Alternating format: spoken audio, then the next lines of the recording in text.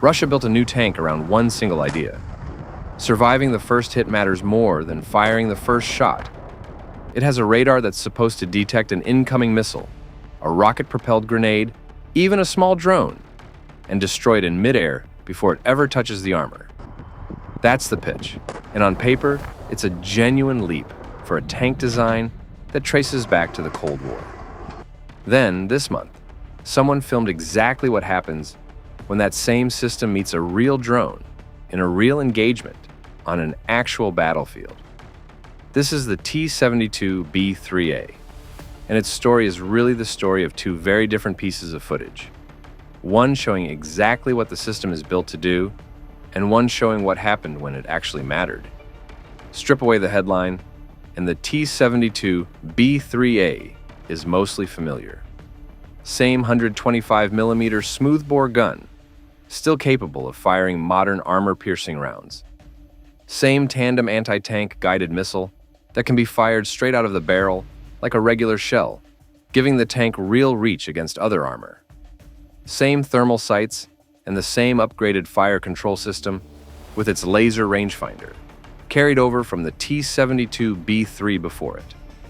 Russian sources are direct about this. The offensive side of the tank barely changed at all. What changed is entirely defensive. A new active protection system called Arena M, bolted around the turret in a ring of small launchers, whose entire job has nothing to do with hitting anything. It exists purely to make sure the tank and the crew inside it survive long enough to use all of that unchanged firepower more than once. Here's the actual mechanism, and it's worth slowing down on, because this is the part that makes Arena M a hard kill system, rather than the softer countermeasures, smoke, jammers, decoys, that other vehicles rely on. A multifunctional Doppler radar, mounted on the tank, constantly scans the surrounding airspace for incoming threats. When it detects something, a missile, an RPG round, an artillery shell, it doesn't just sound an alarm. It calculates the object's exact speed and flight path in real time, in a fraction of a second. Then, one of 12 launchers, positioned around the turret, fires a small counter-munition of its own, timed to detonate directly in the threat's path before it ever reaches the hull. Reported figures on exactly where that intercept happens vary depending on the source. Some describe a fragmentation field, forming just 5 to 10 meters from the tank. Others describe an interception window as far out as 50 meters, against objects moving as fast as a kilometer every second. Either way, the goal is identical: physically destroy the threat or knock it far enough off course before it ever touches the armor at all. The original Arena system, first shown off back in 2013, was built for a different war, one dominated by anti-tank missiles and rocket-propelled grenades fired from a few hundred meters away. Arena M is being marketed as something more ambitious, a system that can also catch the threat that actually defines this war, more than a decade later. Its radar reportedly switches between two distinct modes: a long-range setting tuned for fast-moving missiles and artillery shells, and a short-range setting specifically tuned to pick out small, slow, first-person view drones and loitering munitions.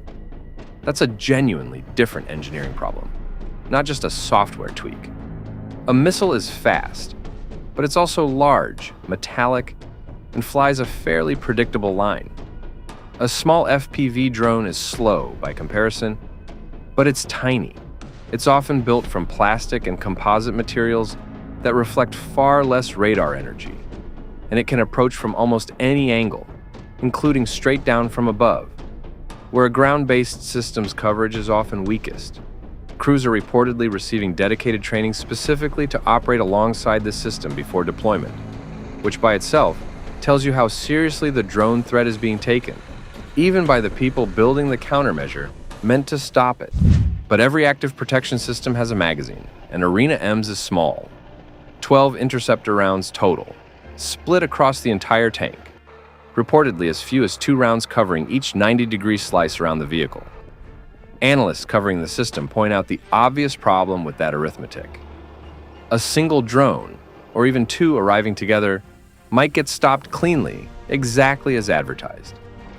But a coordinated attack from several directions at once, which is increasingly how drone assaults are actually being conducted, could use up that entire magazine in seconds. And once it's empty, there's no reload in the field. The tank goes right back to relying on its actual armor plating, with no active protection left at all for the rest of that engagement.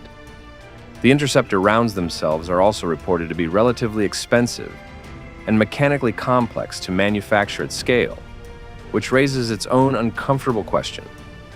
How quickly can a magazine like that actually be replenished, tank by tank, across an entire fleet under wartime production pressure? Then, in July of this year, that question stopped being theoretical. Footage reportedly released by a Ukrainian National Guard unit shows an FPV drone striking the rear of a T-72B3A fitted with Arena M near a village in Ukraine's Donetsk region, and the system never fires.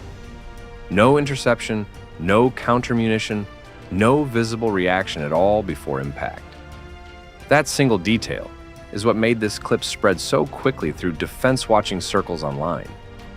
This is one released clip, though, not a combat-wide statistic, and it's worth being precise about what it can and can't tell us.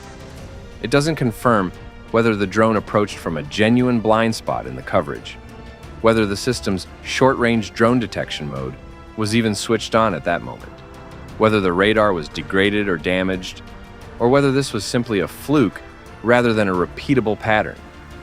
What it does show, without any ambiguity, is real footage of the exact scenario Arena M's newest and least tested capability is specifically supposed to handle.